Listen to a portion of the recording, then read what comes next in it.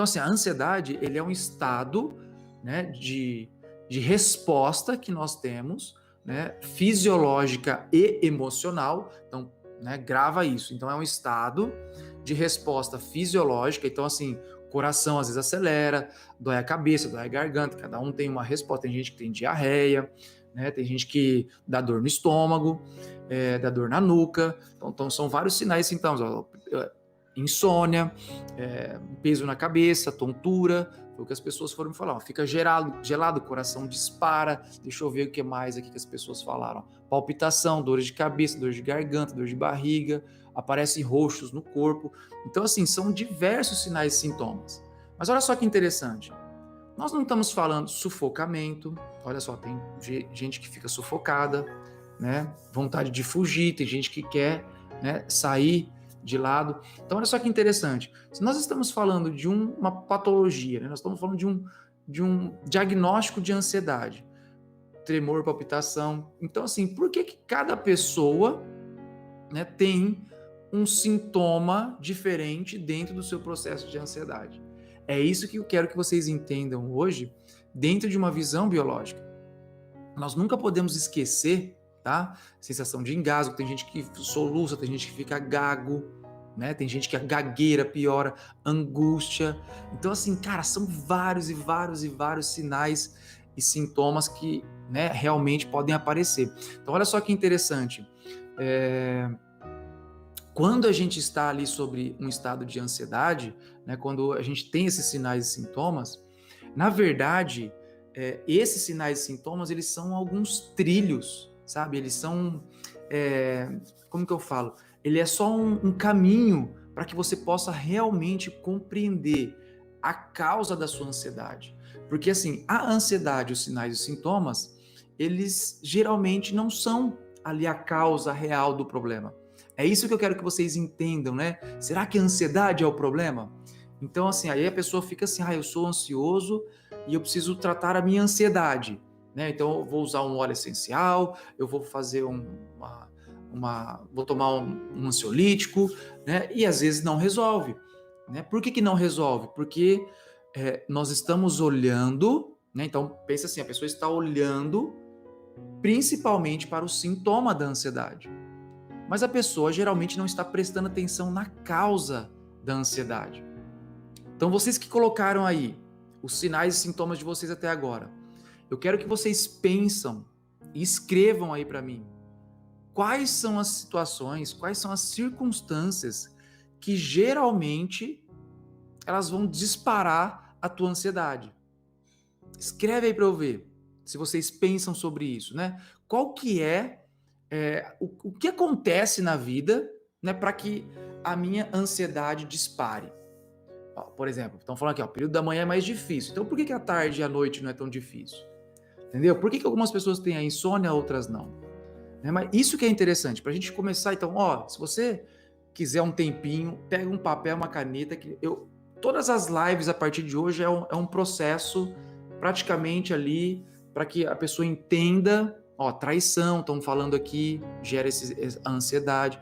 Então, assim, eu vou passar para vocês um passo a passo para que vocês possam ter uma linha de raciocínio, né? Porque eu costumo fazer as coisas dessa forma, eu costumo sempre tentar buscar uma linha de raciocínio para ficar muito coerente, tanto para os meus clientes, para os meus alunos nos cursos, né? E isso a gente faz através das leis sistêmicas e biológicas. Nós temos sonhos, situações de perda, olha só que interessante. Então tem pessoas, deixo de ter controle de situações, então quando eu não controlo, vem do nada, a ansiedade é tão forte que me dá pânico. É aí que está o erro, Alice, não vem do nada. E isso que você vai entender, fica até o final dessa live.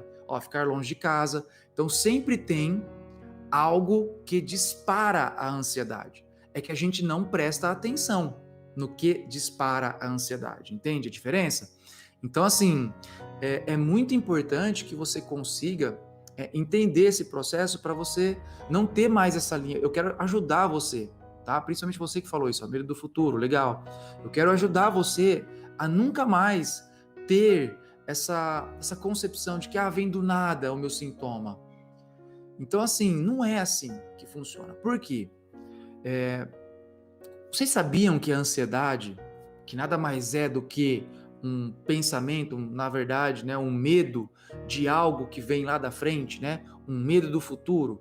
Então, assim, basicamente, a ansiedade é um medo daquilo que pode acontecer, né? Pode ser que esteja até acontecendo algo também que me deixe ansioso, né? Então, assim, olha só que interessante. Então, todas as vezes que você, né, vive uma situação que você está ansioso, ela sempre, anotem isso, tá? Anota isso, é muito importante. Sempre, sempre, sempre está ligado a uma sensação de medo. Este medo, ele pode estar associado também a um sentimento de impotência, a um sentimento de incapacidade e vários outros que eu vou falar aqui para vocês. Então, olha só que interessante.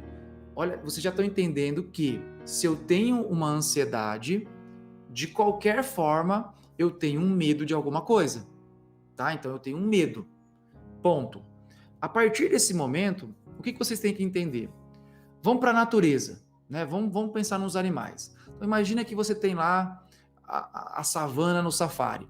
Então tem lá os rinocerontes, os leões, tem as girafas, tá lá os animais passeando lá na savana.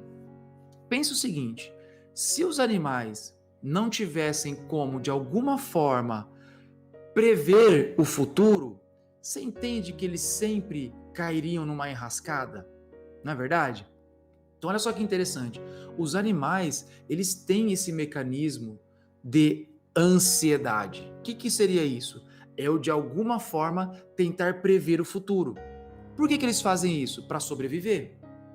Então, assim, eles sabem, por exemplo, ó, que eles vão chegando perto de um rio, porque eles já viram, ou porque os pais, né, ensinaram dessa forma. Todas as vezes que eles chegam perto, por exemplo, de um rio, eles já vão com um certo cuidado. Por que eles vão com um certo cuidado? Sendo que, né, como se eles não tivessem uma ansiedade. Porque eles sabem, por exemplo, que pode ter ali um crocodilo. Entendeu? Então, assim, os animais, eles usam a ansiedade para prever alguns acontecimentos futuros. Mas eles ficam andando pela savana, né, passeando, pensando na água e no jacaré, no crocodilo? Não. Eles não têm essa capacidade. Então, é biológico, olha só, escuta isso que eu estou falando, é biológico o estado de ansiedade. Só que o que difere nós, seres humanos, dos animais que estão lá na savana? A nossa região frontal do cérebro, que nos dá a capacidade de pensar e refletir. É aí que é o problema. Então, assim, em vez de, em certos momentos, você simplesmente experienciar a situação, né, como um animal que ele tá normal, ele tá vivendo o momento dele. Na hora que ele chega perto do rio, ele começa a ver que, bom, eu sei que rio tem crocodilo, então eu tenho que ficar mais esperto.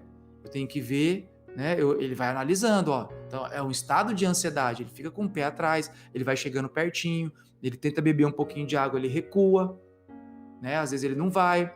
Então, assim, olha só que interessante. E na natureza, depois que ele foi lá, conseguiu beber água e tal, ele pega e vai embora. Ele se desliga. E o que acontece com o ser humano? O ser humano, ele simplesmente, por ter essa capacidade de pensar mais evoluída, ele fica sempre remoendo aquele problema. Ele fica sempre com aquilo na cabeça. Aquilo que não gosta, aquilo que foi, né, de alguma forma traumático, ou aquilo que ele não quer. Então é muito mais fácil, né, pro ser humano ficar preso na ansiedade. Por quê? Porque tem essa conotação de ficar sempre pensando em coisas que não estão acontecendo.